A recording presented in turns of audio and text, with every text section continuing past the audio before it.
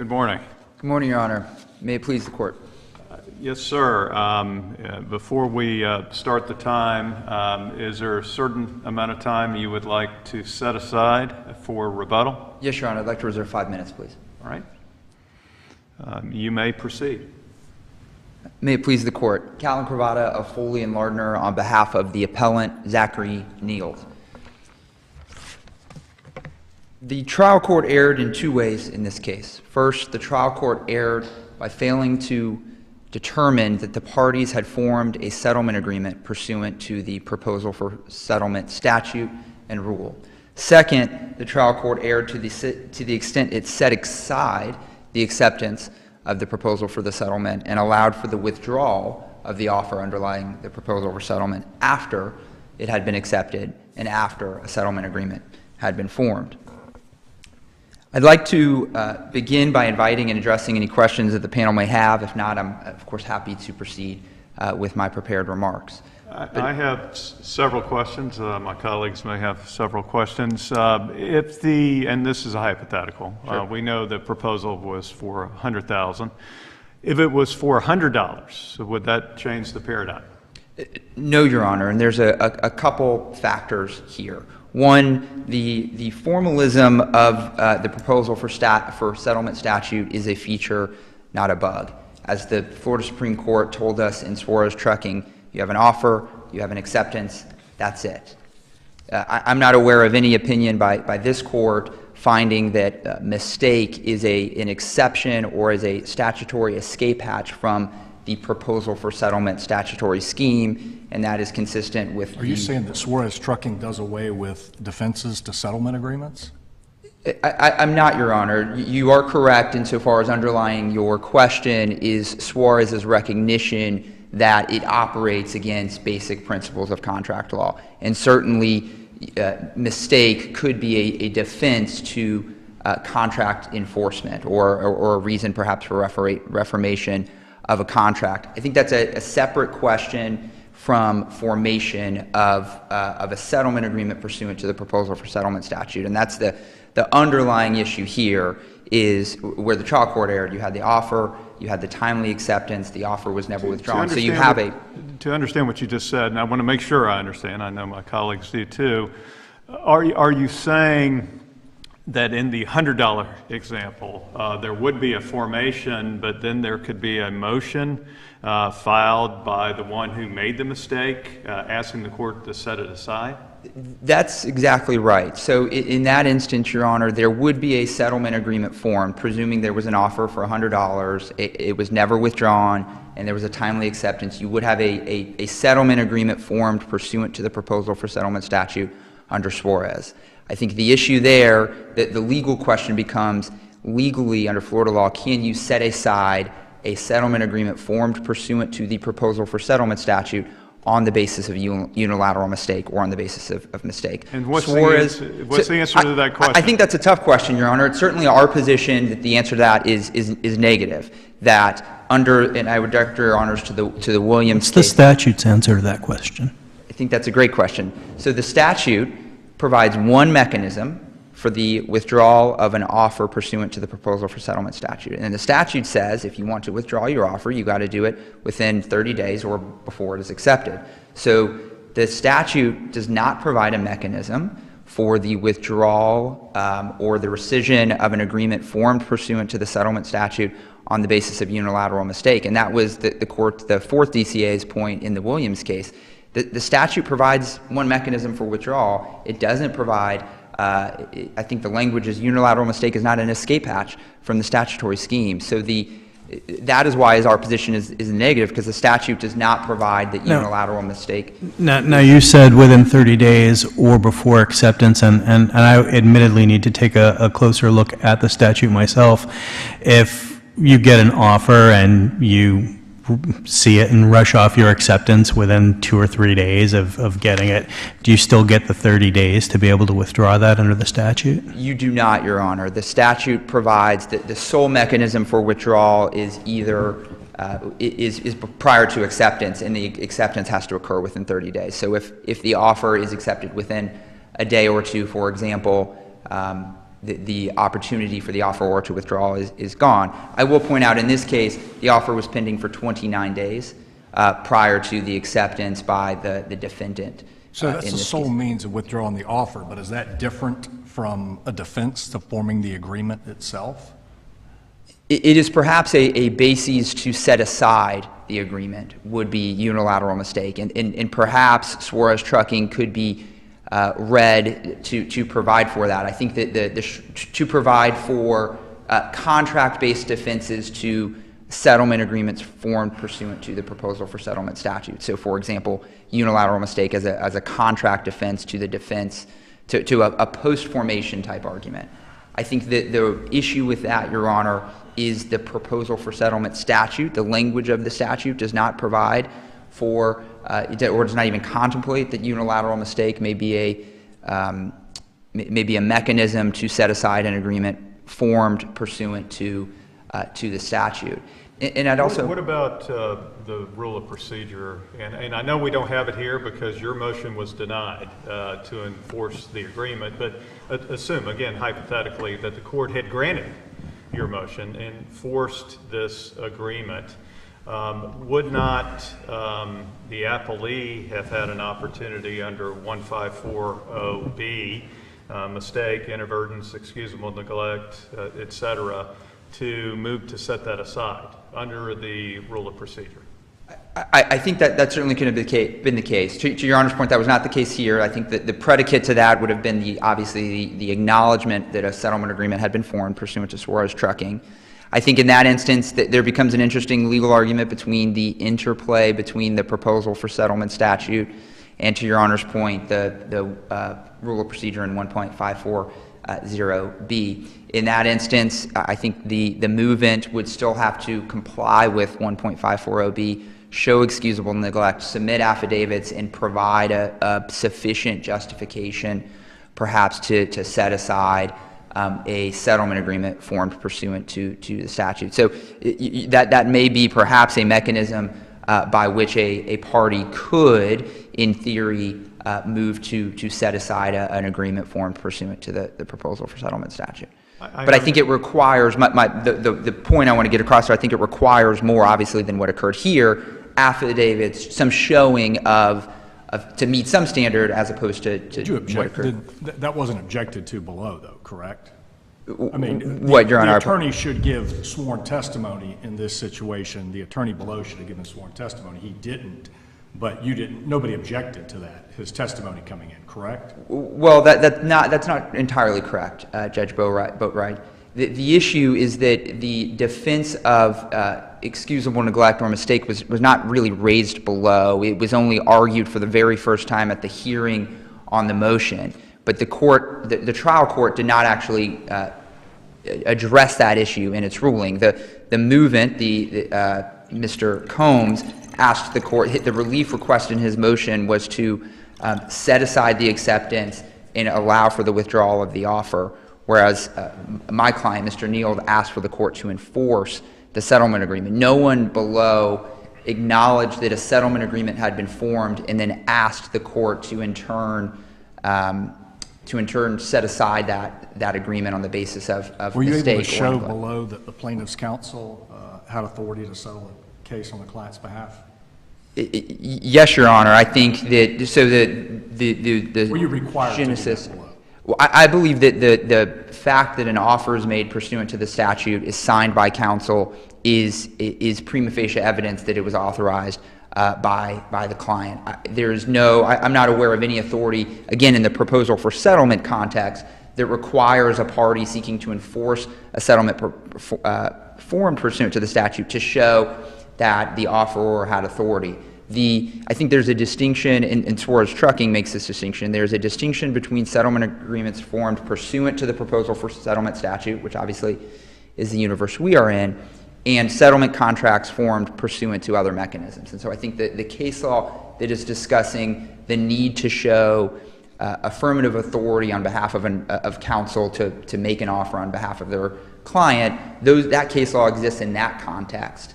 It is hard to imagine in the proposal for settlement context statute context how a party receiving a proposal is to go about confirming that the maker of the proposal, that the council had authority to do that.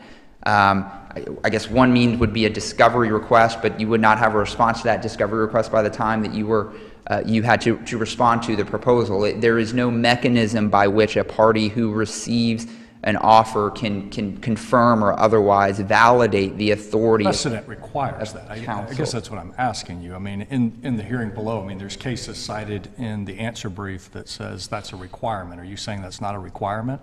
I am, Your Honor, because those cases deal with settlement agreements that were not formed pursuant to the proposal for settlement statute.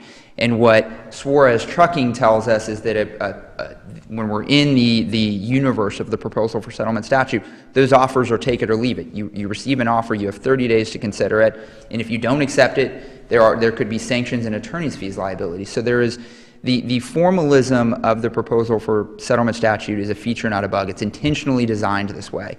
An offer that must comply with the statutory requirements and an acceptance that must either take or leave that offer. The party receiving the proposal for settlement has no means or mechanism to validate the authority of counsel making an offer, whereas in contrast, in typical, or I don't want to say typical, in settlement negotiations outside of the context of a proposal for settlement statute, you don't have a binding, you may, and a lot of those cases deal with this, you may not have a binding offer made. A counsel may say, if I can get my client to X, will you go to Y? Those are the situations that those cases are dealing with. I think there's a legitimate question as to counsel's authority to make a binding offer, whereas an offer made pursuant to the statute is a binding offer necessarily by its terms. I have another question. It's another hypothetical. And assume the overlay is the facts of this case. But let's assume, again, a $100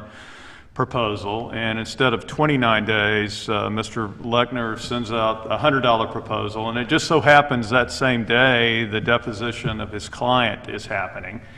And at the deposition of his client, he recognizes he sent out a $100 proposal. So he tells defense counsel, made a mistake. When I get back to the office, I'm going to withdraw that. There's an acknowledgement of that. But unbeknownst to him, during the deposition, the proposal is accepted. Is there any mechanism under the rule, the statute, for him to get relief on behalf of his client in that circumstance? I think that presents a tougher case, Your Honor, because the statute it provides one mechanism, and the statute says that the offer has to be withdrawn, quote, in writing. And so in that instance, the offer would not have ever been withdrawn in writing prior to the acceptance by opposing counsel. I think that case may present interesting ethical questions that obviously are not at issue here as to counsel's duty to one another and to the court, of course. And so I think that obviously that hypothetical is stretching the formalism of the statute, but again, that is by design. I think one thing that cannot be missed when we're discussing the proposal for settlement statute and the scheme is the consequences that a party, the party that is receiving the offer faces if they do not accept the offer, and that is the sanctions and potential attorney's fees liability. In many cases, it's not hard to imagine that attorney's fees liability could exceed the underlying liability of the amount in dispute in the case. And so the formalism of the statute, that the offer has to follow certain requirements, that it can only be withdrawn via one designated statutory mechanism, that the acceptance has to occur within 30 days, that's by design because of the high stakes, so to speak, that a party faces if they elect not to accept the proposal for settlement. And to place the court in my client's shoes in this case, they had a proposal for settlement that was made. It was for $100,000. It was actually greater than the medical bills of the plaintiff in the case. That offer had not been withdrawn. On the 29th day, my client had a day to decide whether or not it was going to accept the proposal or not. So I think that the formalism, my point is that the formalism of the statute is a feature, not a bug. It's by design. And if, for example, mistake is to be a basis to allow for the withdrawals of offers or acceptances, that lies with the legislature, and perhaps the amendment is creating additional escape hatches, What to do you use do with Williams' the language. optics of this situation, though? I mean, it seems like the attorney understands on the 29th that this has been a mistake, and then they go and accept the offer. And the policy limits are $1 million, accept the offer for $100,000. It just kind of seems like some gotcha tactics here a little bit. And so that's a concern, at least my concern, is the optics of the situation. You said ethics aren't at issue here, but they seem to be at issue here.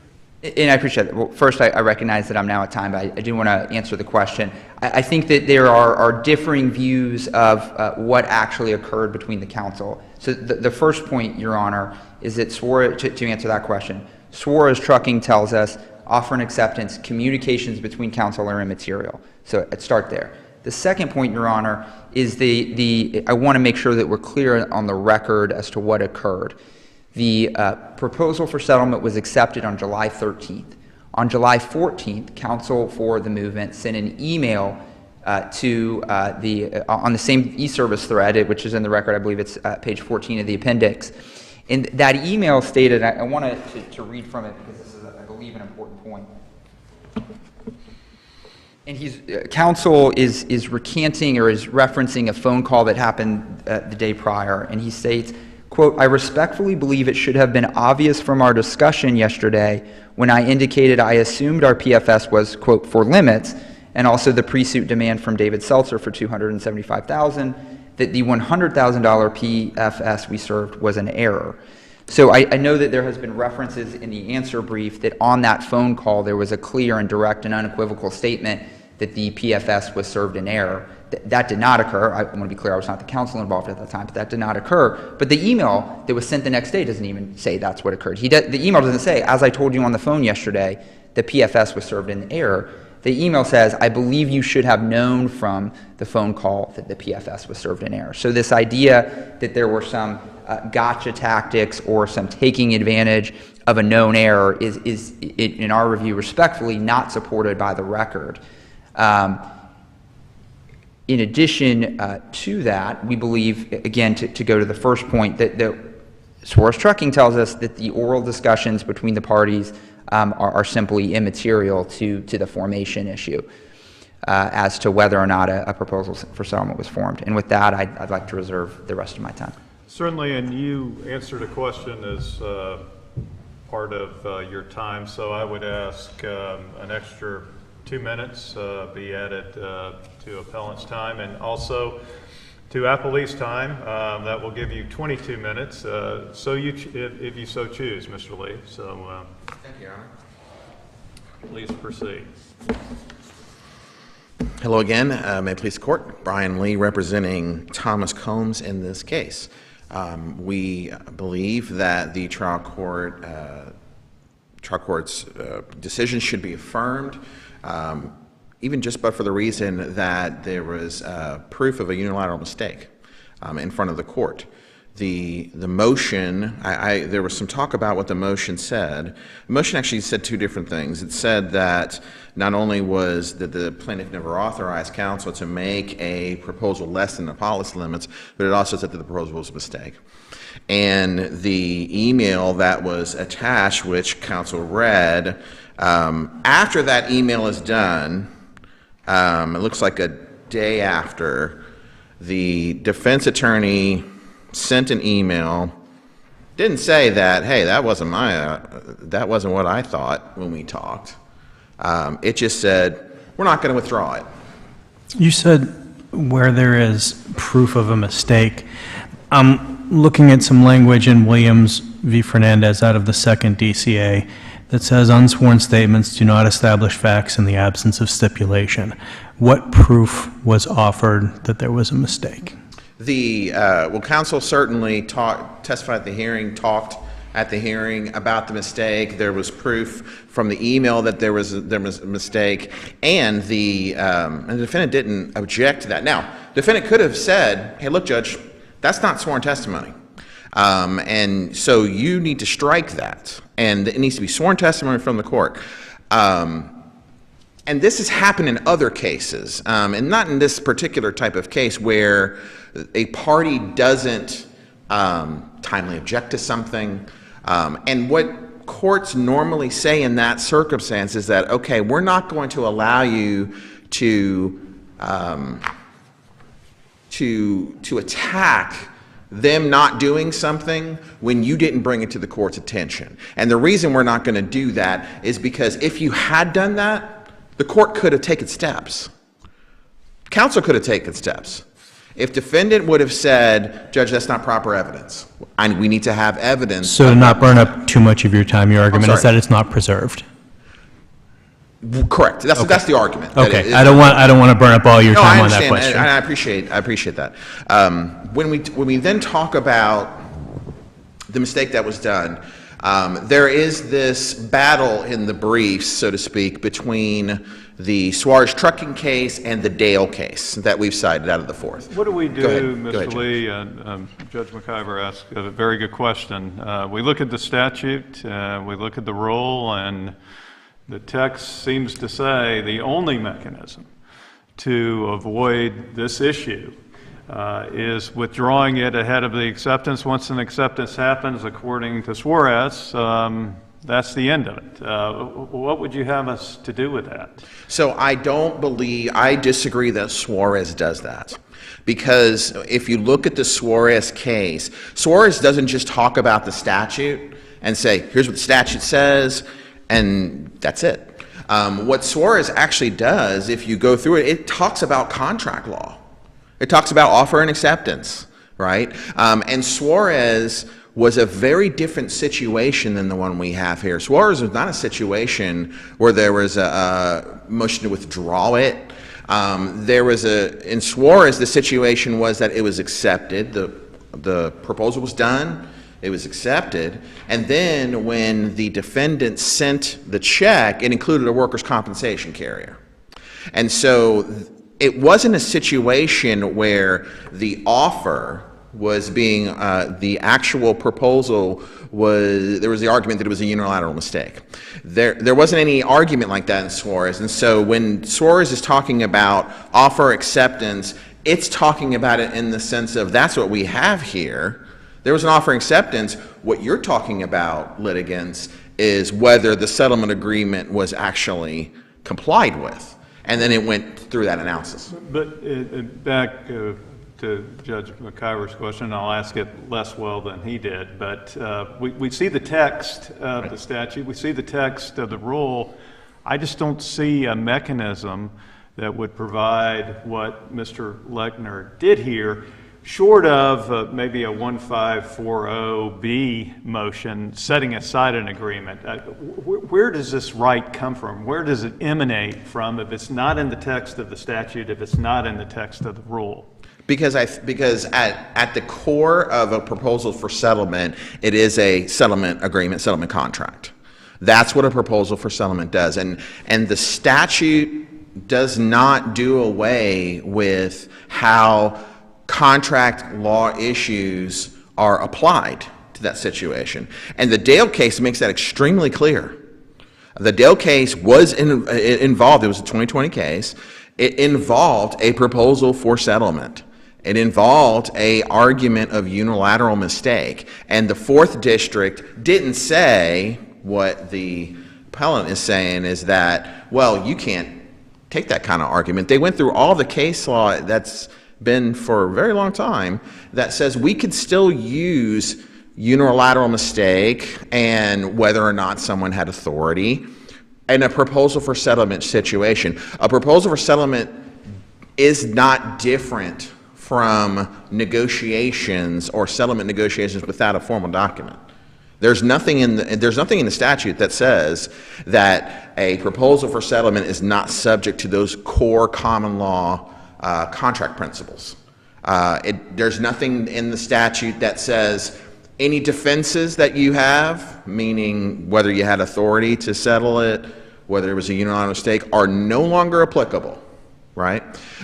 There are statutes that do that, but this one didn't. I think their retort to that would be, and they may be still out there, but they would be post-agreement defenses. And I think Judge Boatwright asked a question similar to that. So here we have a pre-agreement defense as opposed to a post-agreement defense, but would you not agree that, again, looking at the text of the statute, looking at the text of the rule of procedure, that this was not an event that was contemplated within the text to do what Mr. Lechner did, and perhaps there would have been a defense after the agreement had been formed that could have established the same thing?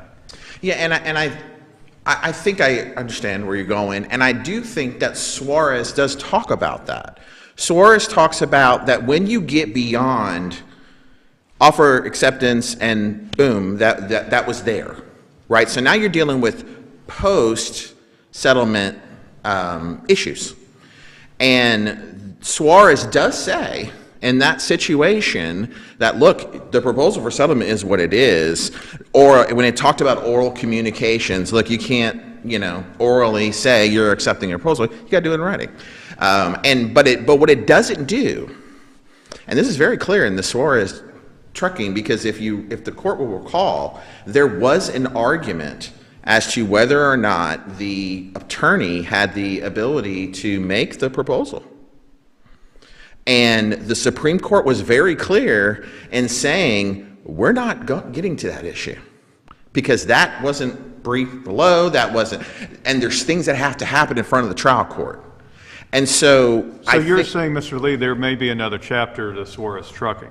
There could be, and I think that that's important for this court, because what the appellant is saying is that, well, Suarez definitively says that the proposal for settlement statute does away with every single defense. Any single thing you could do either pre or post. Suarez itself doesn't say that. Actually, it says quite the opposite. That you got to go back to the trial court for that. If Suarez was really, if the Florida Supreme Court was really thinking that way, they would have just said it. They would have said, oh, by the way, your argument that you can go back and say that that you didn't have authority, it's moot because the statute says it. They could have easily said that, but they didn't. And they made it very clear that the confines of their opinion was just based upon the workers' comp lien, the release, and the payment being on there. So why wouldn't we, based on Suarez trucking, find there was an agreement here and send it back for further defenses to be raised in front of the trial court, based on what you're saying? Sure, because of the fact that we know that in this case those defenses were put in front of the trial court. In Suarez, they weren't. But they were put in front of the trial court in a way that at least this judge doesn't see in the role in the statute there being a mechanism for those defenses to be advanced. So why wouldn't there be a finding based on Suarez trucking that there was an agreement, but in line with some of these other cases, Dale and other cases perhaps, that then we should remand it back to have the trial court evaluate the propriety of whether in fact there was excusable neglect or mistake here? Certainly the court could do that. I do think that Dale provides the mechanism to do exactly what we're asking the court to do. Because in Dale, the 4th District did not send it back because of the fact that the arguments were already had in the lower court. And Dale said that there was a unilateral mistake that was done in that case. And it basically said, yeah, the settlement was the proposal was withdrawn, right? So I think you're doing something, or if you were to do that, if the court were to do that, that would be in conflict with Dale, which Dale doesn't, as I remember the case, I've only read it once, they really don't go to a textualist analysis of the statute of the rule, correct? Very true. It does obviously talk about the rule. It talks about the proposal for settlement and how you do it. But it does go into more the unilateral mistake argument, right? And so that certainly is, I hear you on that. I do think, though, that the analysis that is there in Dale is the same analysis as this court should follow. Because even statutes, and I don't think this is in my brief, I don't think it is. Statutes are certainly and certainly the proposal for settlement statute is strictly construed. We all know this. Because it is in derogation of common law, it involves attorney's fees, sanctions. It is strictly construed, and if you were to go down the line that appellant wants you to go, you would not be strictly construing the statute. Because whereas the statute does talk about, hey, you need to withdraw, right, by writing, what it does not do is what appellant says it's doing, meaning that it gets rid of all the other defenses. And that doesn't make a lot of sense according to the law, because there's really... I thought I heard him concede potentially that those defenses still exist, but those defenses are only advanced once there has been an agreement in accord with contract principles. So if we have the statute saying that there was an agreement here, looking at textually the statute, then later is when those defenses are raised. I thought that's what I understood. And maybe I misunderstood, and if I did, then I apologize about that. But I don't believe what the trial court did below obviously could have been done differently, sure. Could have been testimony, could have been affidavits, all those types of things. But what the trial court did below, I believe, already is what this court would be telling them to do, is to look at the issue of unilateral mistake. And the court looked at that issue already and found, and obviously they talked about due process and fairness. I think Judge Boatwright was talking about that sort of being this gotcha tactic that we've put in our brief, frankly. Those things were in front of those arguments, and all that was in front of the trial court already. Well, and Judge Boatwright did ask about gotcha. Is it your position, and I believe it is, but I want to hear from you on this, that there was a gotcha event in this case? There was, because it is, certainly can you parse words in an email? Sure, but there certainly was evidence that the attorney for the plaintiff, when he was talking with opposing counsel, found out that the proposal was not the policy limits that he thought, and that it was conveyed, at least from the attorney, that we're going to withdraw that, and we need to withdraw that. Now, what happened, I think, is that the conversation occurs, because it happened, we don't know the time, it doesn't say the time in it, but it says yesterday, right? We had the conversation yesterday. And we do know that the notice of acceptance of the proposal was filed at 4:42, I believe, that same day. And so the evidence that was in front of the trial court could very clearly show that there's a conversation where plaintiff's counsel says that was an error, it should have been for policy limits, we're going to do something about it. And immediately thereafter, defense counsel filed the notice. Plaintiff's counsel the next day sees it and says, hey, by the way, remember our conversation? And then defense counsel right after says, we're not withdrawing it. Why wait 4 months, though, to file the voluntary withdrawal? There's really no good reason I can give you for that. I do believe that there may have been some sort of back communications to maybe think about, do we really need to do this? But it's not in the record, so I don't want to mislead the court. There's nothing in the record that says why it was that long of a time. But at the end of the day, I don't think that matters. It certainly wasn't 2 years down the line where you'd be talking about getting, into beyond the scope of rules and what time frame you have to do that. But it was brought up by plaintiff's counsel first. Defense counsel then brought their motion to enforce the settlement.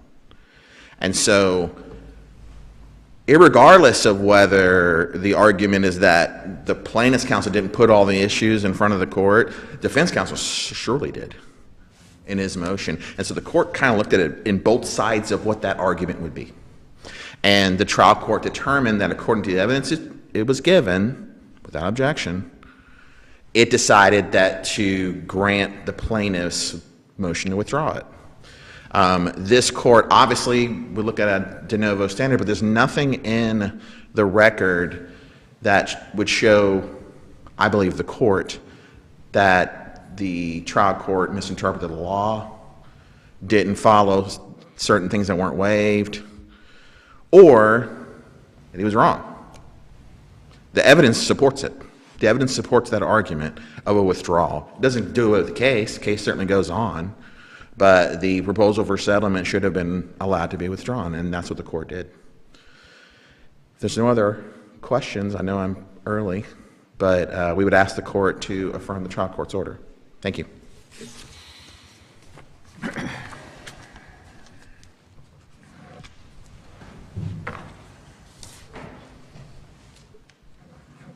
May it please, Court.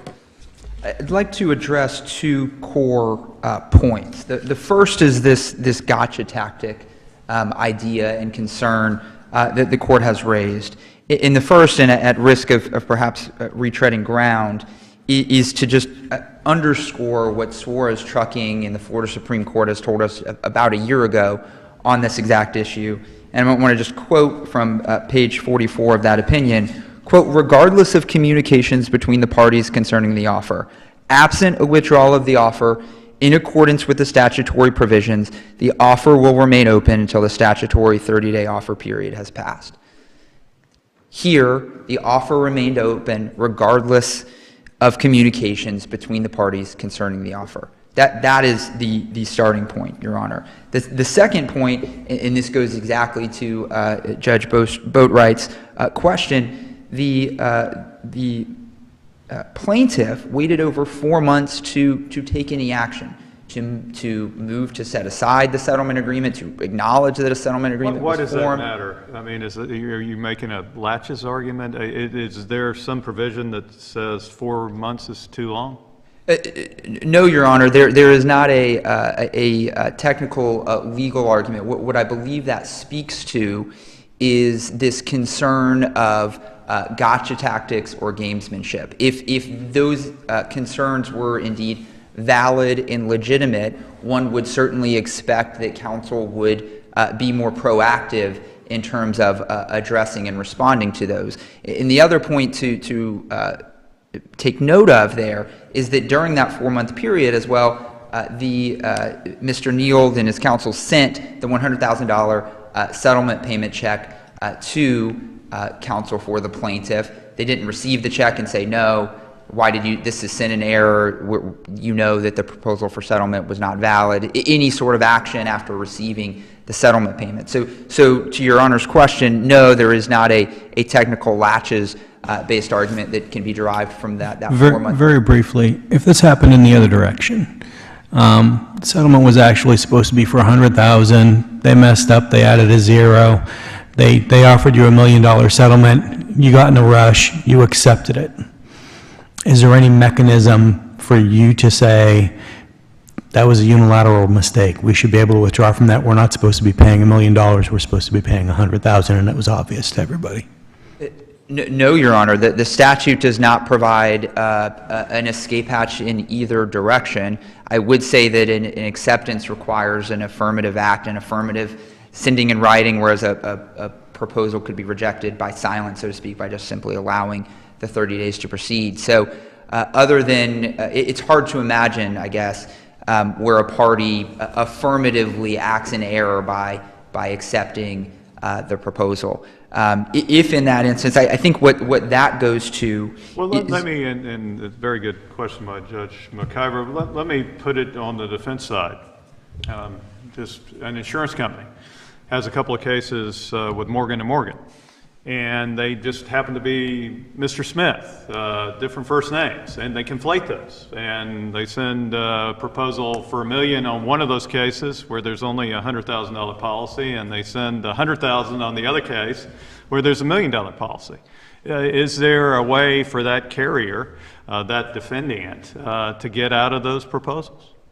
So, two parts to that. But the big one's accepted. Let me close the circle. So Morgan & Morgan accepts the one that is well in excess of the policy limits. I want to be very clear. I think in that instance, we have a settlement agreement that's formed. You have the offer and acceptance. We're really then, is unilateral mistake a defense or escape hatch to settlements formed pursuant to the proposal for settlement statute? As the second DCA said in Williams, that's not in the statute. There is no statutory mechanism to unwind or rescind agreements formed pursuant to the proposal for settlement statute. Now, to Judge Boatwright's earlier question, to the extent the proposal for settlement statutory scheme operates against the backdrop, of contract law, then perhaps unilateral mistake is a defense. And in that case, I think as a post-formation motion, parties could move for the trial court to say this contract should not be enforced because it was formed on the basis of mistake. And I see I am now over time, and unless there are any other questions, I will conclude. Thank you. It was well presented on both sides. If there's nothing further for the court, we'll be in recess.